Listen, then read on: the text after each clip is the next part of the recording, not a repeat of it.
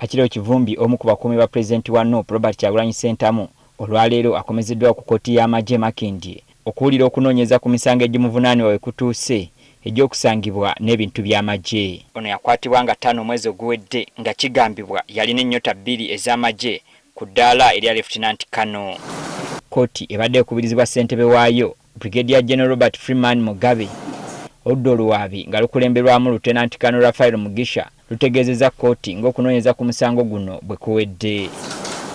Kati akulira kkooti eno awadde olwanga 8 omwezi ogujja okutandika okuwuliriza omusango guno.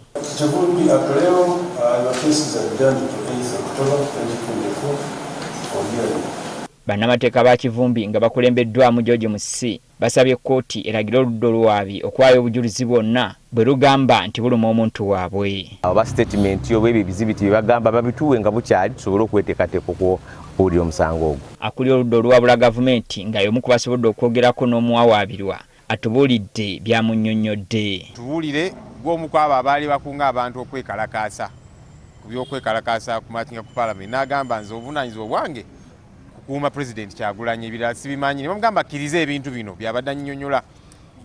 N'abagamba sigenda kukkiriza bintu bye simanyi nti kkiriza oba oliawo tunaakutana ki aganze obuvunaanyizibwa bwange kukuuma President wange ebirala byonna sibimanyi. Bano bavumidde eky'abantu ba bulijjo okusigala nga bakyatwalibwa mu kkooti z'amagye. Tosobola kuteeka ku muntu musango ng'omusango osoose mukwata ate n'omala n'odda ewuwe n'ogamba abadde n'ebirwanyisa eby'amagye. Omuntu wabeera akoze kuba tewaliwo nsonga lwaki bamachete bonna basimbibwa, tewaliwo nsonga lwaki akiliza ali wano, ensonga eri political. Omusango guno gwasalibwa Constitutional Court, omusango gwa Kabaziguluka.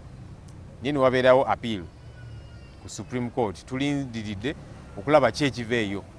Kubanga omuntu owa bulijjo okumuleeta mu kkooti ey'amagye bakikola kigenderere kubanga kkooti ey'amagye okusookera ddala okubatakka kaluka kkooti kizibu. Akireewo Kivumbi addiziddwayo mu kkomera e Luzira okutuusa nga 17 lwanazzibwa kkooti okuwulira okusaba kw'okumweyimirira okwateekebwayo bapulidda be.